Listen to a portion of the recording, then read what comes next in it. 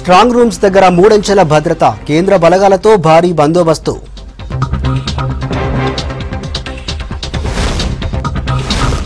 రాష్ట్రంలో పోలింగ్ శాతం తగ్గడంపై టెన్షన్, ఫలితాలను లెక్కలేస్తున్న అభ్యర్థులు.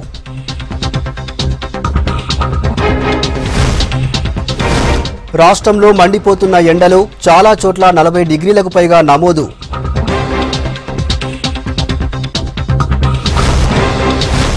వనపర్తి జిల్లాలో 40 టన్నుల చేపలు మృతి, 30 లక్షల నష్టం వచ్చిందన్న మత్స్యకారులు. భద్రాచలంలో రామనవమికి ఏర్పాట్లు, గోదావరిలో నీళ్లు లేక భక్తుల అవస్థలు.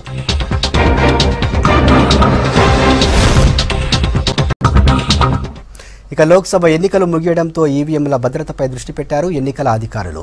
పోలింగ్ జరిగిన ఆయా అసెంబ్లీ నియోజకవర్గాల్లో అభ్యర్థులు, ప్రజాప్రతినిధుల సమక్షంలో ఈవీఎంలను భద్రపరిచారు. మే 23న కౌంటింగ్ జరగనుండడంతో స్ట్రాంగ్ రూమ్ల దగ్గర మూడంచెల భద్రత ఏర్పాటు చేశారు అధికారులు.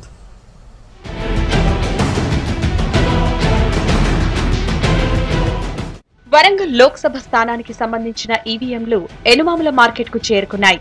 జిల్లా కలెక్టర్ సమక్షంలో ఈవీఎంలను ఎన్నికల అధికారులు స్ట్రాంగ్ రూముల్లో భద్రపరిచారు. కెమెరాల నిఘాతో పాటు మొత్తం 3 అంచెల భద్రత ఏర్పాటు చేశామన్నారు సిపి రవీందర్. స్ట్రాంగ్ రూమ్ ను పరిశీలించిన ఆయన పారామిలిటరీ బలగాలు, రాష్ట్ర పోలీసులతో బందోబస్తు ఏర్పాటు చేశామన్నారు. 7 నియోజకవర్గం సంబంధించిన అన్ని కూడా ఈవీఎం సీలింగ్ పూర్తిగా అయింది. సో ఈవీఎం భద్రత సంబంధించిన ముఖ్యంగా మనకు ఇది సిఏపిఎఫ్ ద్వారా ఇక్కడ 24/7 సెక్యూరిటీలో ఇది టోటల్ గార్డింగ్ అవుతుంది. ఆ తర్వాత ఇప్పుడు ఇంకొక కొత్త విధానంలో సీసీటీవీ కెమెరాస్ 24/7 కూడా మొదలైంది. ఆ ఫుటేజ్ కూడా మనం ఫుటేజెస్ అభ్యర్థులు, ఎలక్షన్ ఏజెంట్స్ లేకుంటే రాజకీయ పక్షులు, కార్యకర్తలకి మనకు అవైలబుల్ చేసి అందుబాటులో పెడతాం. ఈ స్ట్రాంగ్ రూమ్స్ దగ్గర 3 అంచెల బందోబస్తు ఉండాలి. దానికి సంబంధించి ఇన్నర్ మోస్ట్ కార్డన్ అంటే స్ట్రాంగ్ రూమ్స్ దగ్గర సిఆర్పిఎఫ్ ఉండాలి. దాని ప్రకారం సిఆర్పిఎఫ్ పెట్టడం జరిగింది. అట్లాగే సెకండ్ లేయర్ లో మనకి స్టేట్ ఆర్మర్ రిజర్వ్ ఉండాలి. ఆ స్టేట్ ఆర్మర్ రిజర్వ్ పెట్టడం జరిగింది. అట్లాగే థర్డ్ లేయర్ లో అవుటర్ మోస్ట్ లేయర్ లో మనకి సివిల్ ఫోర్స్ ఉండాలి. సివిల్ ఫోర్స్ కూడా పెట్టడం జరిగింది. అది కాకుండా ఏంటంటే ఈ మొత్తం ఎక్కడైతే ఈ గోడౌన్స్ లో స్ట్రాంగ్ రూమ్స్ ఉన్నాయో దాని చుట్టూ కూడా ఫెన్సింగ్ వేయడం జరుగుతుంది.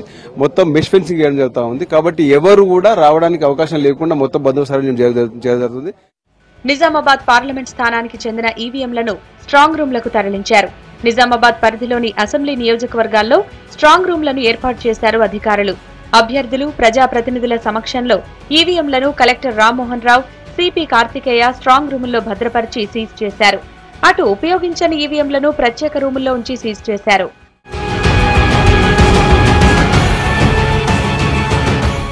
ఆదిలాబాద్ పార్లమెంట్ నియోజకవర్గం ఈవీఎంలను జిల్లా కేంద్రంలోని పాలిటెక్నిక్ కాలేజ్, టీటీడీసీ, సాంఘిక సంక్షేమ గురుకుల కాలేజీల్లోని గదుల్లో భద్రపరిచారు అధికారులు. ఇక మెదక్ నియోజకవర్గ ఈవీఎంలను నర్సాపూర్ బీవీఆర్ఐటీ కాలేజీలో, జహీరాబాద్ ఈవీఎంలను గీతం వర్సిటీలో భద్రపరిచారు అధికారులు. స్ట్రాంగ్ రూమ్ల దగ్గర కేంద్ర బలగాలతో భారీ బందోబస్తు ఏర్పాటు చేశారు.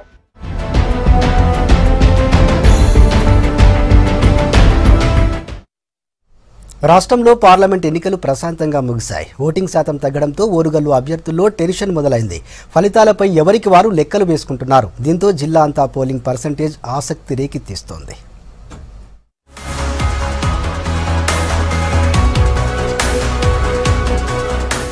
ఉమ్మడి వరంగల్ జిల్లా లోక్సభ అభ్యర్థులకు రిజల్ట్ టెన్షన్ మొదలైంది.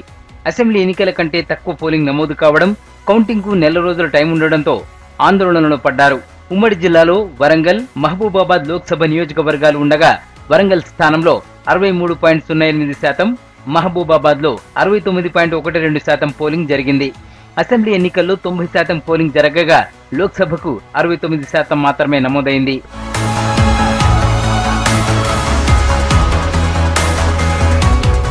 ప్రధాన రాజకీయ పార్టీలతో పాటు ఇతర అభ్యర్థులు పోటాపోటీ ప్రచారం చేసినా, ఈసీ ఓటింగ్ పర్సెంటేజ్ పెంచేందుకు అవేర్నెస్ ప్రోగ్రాంలు చేసినా ఫలితం దక్కలేదు.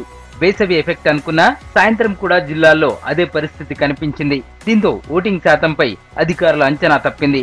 జిల్లాలో అసెంబ్లీ ఎన్నికల శాతంతో పోలిస్తే 20% తగ్గింది. తగ్గిన పోలింగ్ శాతంతో కలవరం చెందుతున్నారు అభ్యర్థులు. గెలుపు ఓటముల ఛాన్సెస్ పై బేరీజ్ వేసుకుంటున్నారు. కొత్తగా ఓటు హక్కు పొందిన యువత అధికంగా ఉండడంతో వాళ్ల ఓట్లు ఏ పార్టీకి పడ్డాయని కన్ఫ్యూజన్ లో ఉన్నారు. పార్టీ అభ్యర్థులు, ఎమ్మెల్యేలు పోలింగ్ శాతం తగ్గడానికి గల కారణాలను ఆరా తీస్తున్నారు. లోక్సభ ఎన్నికల పోలింగ్లో ఉత్సాహంగా పాల్గొన్నారు ఉమ్మడి మెదక్ జిల్లా ఓటర్లు. అసెంబ్లీ ఎన్నికల కంటే లోక్సభ ఎలక్షన్ పోలింగ్ కొంత తగ్గినా రాష్ట్రంలో 2వ స్థానంలో నిలిచింది మెదక్. రిగ్గింగ్ జరిగిందనే ఆరోపణలతో గాలి అనిల్ కుమార్ చేసిన ధర్నా మినహా పోలింగ్ ప్రశాంతంగా ముగిసింది. 2 గ్రామాల్లో సమస్యల పరిష్కారం కోసం ఎన్నికల్ని బహిష్కరించారు. మెదక్ లోక్సభ నియోజకవర్గంలో 71.56% పోలింగ్ నమోదైంది. గత శాసనసభ ఎన్నికలతో పోల్చితే 12.38% తగ్గింది. ఓటింగ్ శాతం పెంచేందుకు అధికారులు చేసిన కార్యక్రమాలు, ప్రధాన పార్టీల పట్టుదలతో రాష్ట్రంలో మెదక్ 2వ స్థానంలో నిలిచింది. వేసవి కావడంతో ఉదయమే అధిక శాతం జనం ఓట్లేశారు. దీంతో మధ్యాహ్నం 1 గంట వరకే 55.22% పోలింగ్ నమోదైంది. తర్వాత 4 గంటల్లో కేవలం 16.34% పోలింగ్ జరిగింది. పోలింగ్ లో అక్కడక్కడా ఉద్రిక్త పరిస్థితులు ఏర్పడ్డాయి. సిద్దిపేట జిల్లా ఇబ్రహీంపూర్లో రిగ్గింగ్ జరుగుతోందని కాంగ్రెస్ అభ్యర్థి గాలి అనిల్ కుమార్ పోలింగ్ కేంద్రం దగ్గరే ధర్నాకు దిగారు. తమ ఏజెంట్లను బయటకు పంపించి అక్రమానికి పాల్పడ్డారని ఆరోపించారు. అనిల్ కుమార్ పోలింగ్ కేంద్రానికి రావడాన్ని కొందరు స్థానికులు అభ్యంతరం వ్యక్తం చేయడంతో కొంత వాగ్వాదం జరిగింది. పూర్తిగా రిగ్గింగ్ చేస్తా ఉన్నారు. మరి మా పోలింగ్ ఏజెంట్ కూడా అటాక్ చేశారు పొద్దున. మళ్ళీ నేను వచ్చేసరికి కూడా నేను రిగ్గింగ్ చేసే క్యాండిడేట్లను పట్టుకున్నా ఇక్కడ పోలీసులు ఎటువంటి స్పందన లేదు. మరి ఇక్కడ మా మీద దాడి కూడా చేస్తా ఉన్నారు వీళ్ళు. సిద్దిపేట జిల్లా మద్దరు మండలం అర్జున్ పట్ల గ్రామస్తులు తమ సమస్యలు పట్టించుకోవట్లేదని ఎన్నికలను బహిష్కరించారు. అక్కడ 25 ఓట్లు మాత్రమే పోలయ్యాయి. మెదక్ జిల్లా వెల్దుర్తి మండలం పెద్దాపూర్లో కూడా ఎన్నికలు బహిష్కరించారు. మండలం మద్దూరు లాస్ట్ బార్డర్లో మెదక్కు ఆనుకొని ఉన్నాము. హరీష్ రావు కాన్స్టిట్యూషన్ లో 1 కిలోమీటర్లు ఉన్నాము. 40 కిలోమీటర్లు మాకు మండలం వస్తుంది. సీఎం గారు కిలోమీటర్లకు ఒక మండలం చేయాలంటే 40 కిలోమీటర్లకు ఉన్న మండలం చేయమంటే మమ్మల్ని ఎవరు పట్టించుకునే నాదులు లేడు. దీంతోనన్నా గవర్నమెంట్కి ఏమైనా స్పందన వస్తుందేమో, మా కష్టం నెరవేరుతుందేమో అని నిరసన తెలుపుతున్నాం. మరోవైపు జహీరాబాద్ పరిధిలో కూడా శాసనసభ, పంచాయతీ ఎన్నికల్లో ఓటర్లు చూపిన ఉత్సాహం లోక్సభ పోలింగ్ లో తగ్గింది. జహీరాబాద్ పరిధిలో 67.8% మాత్రమే తమ ఓటు హక్కు వినియోగించుకున్నారు. వృద్ధులు, మహిళలు, వికలాంగులు ఉదయం 10 లోపే ఓటేశారు. మధ్యాహ్నం 1 గంటలోపు 52.45% పోలింగ్ నమోదైంది. ఆ తర్వాత 4 గంటల్లో 15.35% ఓట్లు పోలయ్యాయి. కొన్ని చోట్ల ఈవీఎంలు, వీవీప్యాట్స్ మొరాయించడంతో కొందరు ఓటర్లు వెనుదిరిగారు. గత ఎన్నికల్లో 85% ఓట్లు పోలవగా ఈ ఏడాది 67%కి పరిమితమైంది. ఎండ వేడిమికి తోడు వరుస ఎన్నికలతో ఓటర్లలో కొంత నిరాసక్తి కనిపించిందని, అందువల్లే పోలింగ్ శాతాల్లో తేడాలు వచ్చాయని భావిస్తున్నారు అధికారులు. టీడీపీ, కాంగ్రెస్ కార్యకర్తలపై దాడులు చేస్తే తన తడాకా ఏంటో చూపిస్తామన్నారు ఖమ్మం కాంగ్రెస్ అభ్యర్థి రేణుకా చౌదరి. ప్రచారంలో కించపరిచే విధంగా తనపై ఆరోపణలు చేశారన్నారు రేణుకా. తాను ప్రలోభాలకు లొంగే లీడర్ కాదని చెప్పారు. ఎన్నికలు ప్రశాంతంగా ముగిశాయని, అందుకు సహకరించిన జిల్లా కలెక్టర్, సిపి, ఎన్నికల సిబ్బందికి అభినందనలు తెలిపారు Renuka Chowdhury. I want to thank everyone. చాలా రూమర్స్ పంచారు, నా పైన అబాండాలు వేశారు. ఏదో సెట్టింగ్ ఫిట్టింగ్ అయిందని పగటి కళలకు అన్నారు. టీఆర్ఎస్ కోరింటుందేమో కానీ ఫార్ సేల్ లేని ప్రాపర్టీ మీరు ఆక్రమించుకోలేరు. కాబట్టి ఈ తులాభారాల్లో గట్టిగా ఉన్నారు. ప్రజా అభిమానంతో నన్ను మీరు మీ పక్కకు లాక్కోవచ్చు, ప్రేమతో మీరు పలకరించవచ్చు. డబ్బులతో కొనే అంత ఆస్తి మీ దగ్గర లేదు. చాలా శోచనీయం. రేణుకా చౌదరి విలువ మీరు ఎన్ని కోట్లు, అంతేనా? ఇంత తక్కువ అంచనా వేశారా? దీనికి చట్టం ఉంది. నన్ను కించపరిచేటట్టు మీరు మాట్లాడి ఈ ప్రచారం చేసి నాకు మానసికంగా గాయపడేదానికి చట్టాలు ఉన్నాయి. ఆ చట్టాలు మీ మీద అమలు చేస్తాం. రేణుకా చౌదరి ఈ జిల్లా ఆడబిడ్డ లాంఛనాలుగా మీరు డబ్బులు ఇవ్వదలుచుకుంటే ఇవ్వండి. నా కార్యకర్తలకు ఉపయోగించుకుంటా, జిల్లా అభివృద్ధికి ఉపయోగిస్తాను. బహిరంగంగా ఇవ్వండి, రహస్యంగా అక్కర్లేదు. జిల్లాలో లేనని కూడా ప్రచారం చేశారు. ఇంత చెట్టు అంత మనిషి కనపడలేదా? సీఎం కేసీఆర్ నినాదంతో కేంద్రంలో చారిత్రాత్మక మార్పుకు ప్రజలు మద్దతు తెలిపారన్నారు టీఆర్ఎస్ ఖమ్మం లోక్సభ అభ్యర్థి నామా నాగేశ్వరరావు. ఖమ్మంలో తన గెలుపు ఖాయమైందన్న ఆయన పార్టీ నేతలకు ధన్యవాదాలు తెలిపారు. రాష్ట్రంలో టీఆర్ఎస్ తీసుకొచ్చిన పథకాలకు మంచి స్పందన వచ్చిందన్నారు నామా. శాంతంగా ఖమ్మం జిల్లాలో ఓటింగ్ అంతా కూడా ప్రజలందరూ కూడా ఓట్లు వేయటం జరిగింది.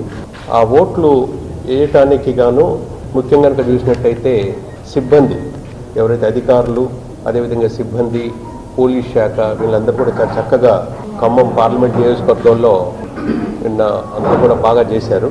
నా యొక్క గెలుపు గురించి రాత్రింబగళ్ళు కష్టపడినటువంటి మా యొక్క నాయకులు 3 లేయర్లు ఉన్నటువంటి నాయకత్వం మొత్తం కూడా బాగా పనిచేశారు.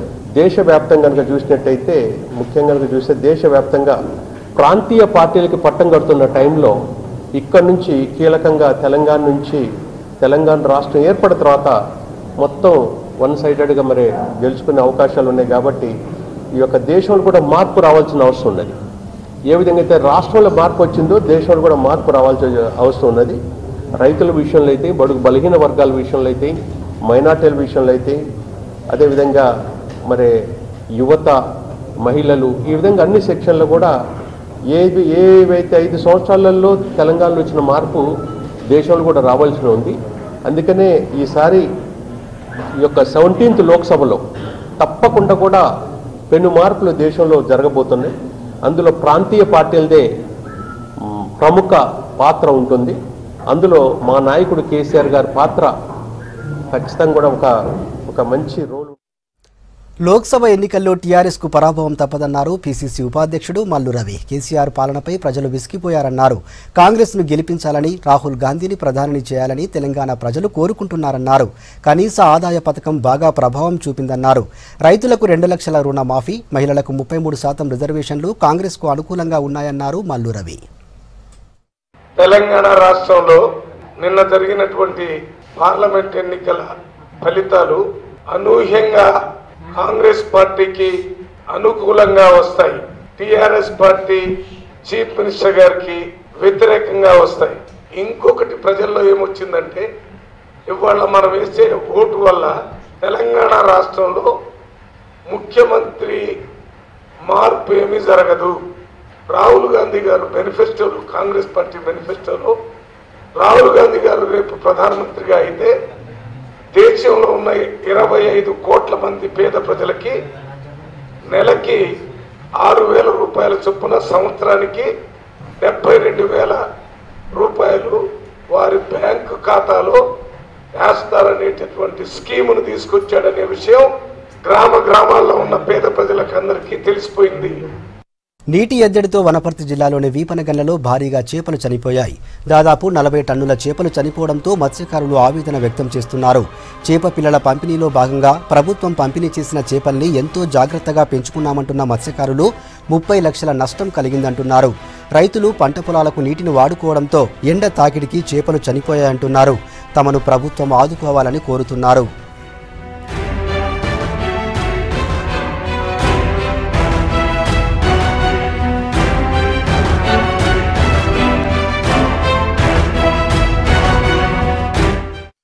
పెట్టిన పథకంలో భాగంగా గత 6 నెలల క్రిందట 1,50,000 చేప పిల్లలు వదలడం జరిగింది.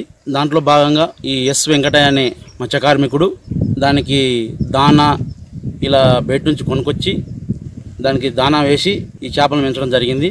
ఈ రైతులు ఒక 3 days 4 days కిందట వాటర్ మొత్తం తీయడం వల్ల ఆ చేపలు ఎండ వేడిమికి తట్టుకోలేక చనిపోవడం జరిగింది.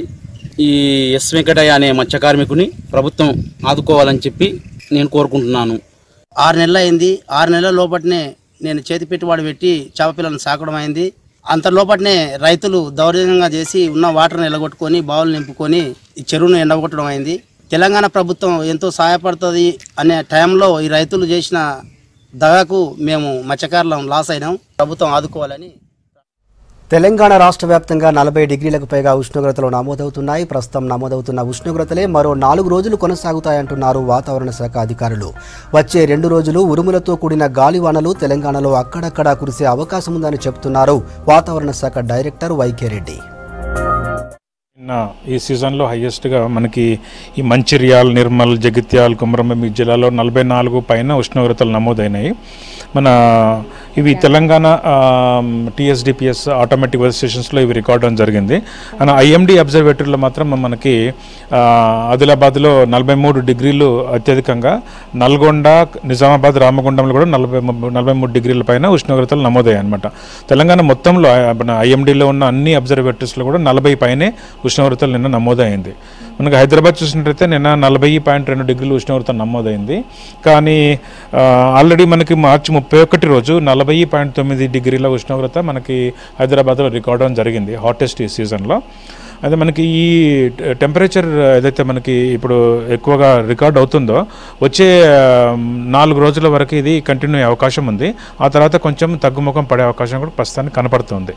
యాదాద్రి ప్రధాన ఆలయ భద్రతపై అనుమానాలు తలెత్తుతున్నాయి. ప్రతిష్టాత్మకంగా పునర్నిర్మాణం అవుతున్న ఆలయ భద్రతలో అధికారుల నిర్లక్ష్యం కనిపిస్తోంది.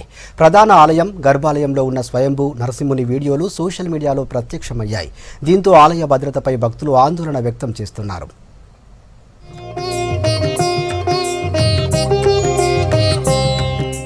రాష్ట్రంలోనే ప్రముఖ పుణ్యక్షేత్రమైన యాదాద్రి శ్రీ లక్ష్మీ నరసింహస్వామి ఆలయ భద్రతలో అధికారుల నిర్లక్ష్యం బయటపడింది. స్వయంభూ నరసింహుని వీడియోలు తీయకూడదన్న నిబంధన ఉంది. కానీ ప్రధాన ఆలయంలోని గర్భాలయంలో స్వయంభూ నరసింహుని మూల విరాట్టుల వీడియోలు యూట్యూబ్లో ప్రైవేటు వ్యక్తులు అప్లోడ్ చేయటం సంచలనం సృష్టిస్తోంది. స్వయంభూ నరసింహుని వీడియోలు వైరల్ అవుతుండటంపై భక్తులు ఆందోళన చెందుతున్నారు.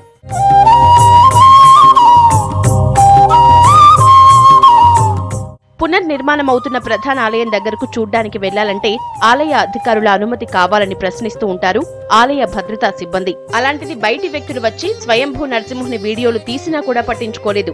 యాదాద్రి ఆలయంలో సిబ్బంది, అర్చకులు కూడా సెల్ ఫోన్లు, ఎలక్ట్రానిక్ వస్తువులు తీసుకువెళ్లటానికి వీల్లేదు.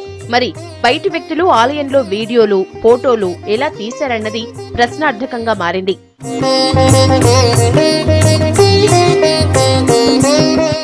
యాదాద్రి ఆలయ సిబ్బంది ప్రమేయంతోనే ఈ విజువల్స్ బయటకొచ్చినట్లు అనుమానాలు వ్యక్తమవుతున్నాయి. ఆలయ పర్యవేక్షకులపై చర్యలు తీసుకోవాలని స్థానికులు డిమాండ్ చేస్తున్నారు.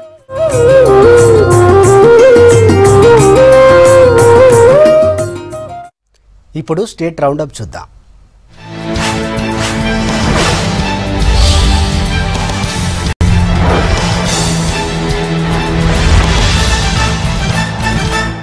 కుమ్రంభీం జిల్లా వాంకిది మండలంలోని నవేగూడ గ్రామంలో అగ్ని ప్రమాదం జరిగింది. జొన్న చుప్పకు నిప్పంటుకుని అది వ్యాపించి పక్కనే ఉన్న 2 ఇళ్లకు అంటుకున్నాయి. ఈ అగ్ని ప్రమాదంలో నగేష్, సోము ఇండ్లు కాలిపోయాయి. ఫైర్ ఇంజన్ వచ్చి మంటలను అదుపులోకి తెచ్చింది. దాదాపు 2 లక్షల రూపాయల నష్టం జరిగినట్టు అధికారులు అంచనా వేశారు.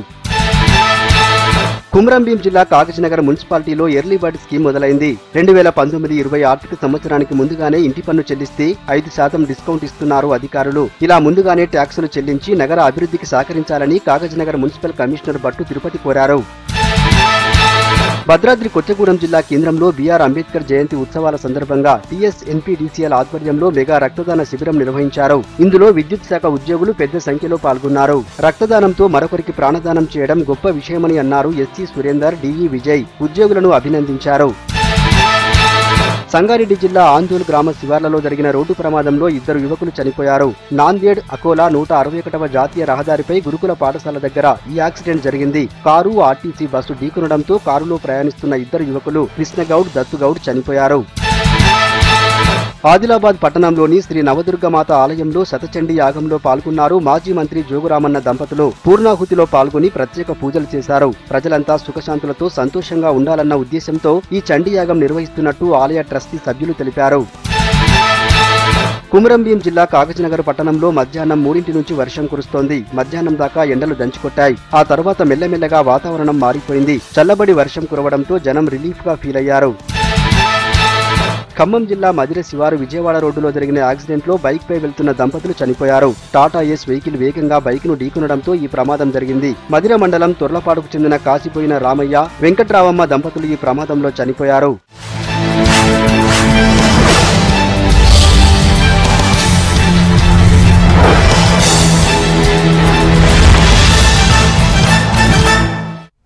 ఇవి Telangana updates. For more updates keep watching V6 News.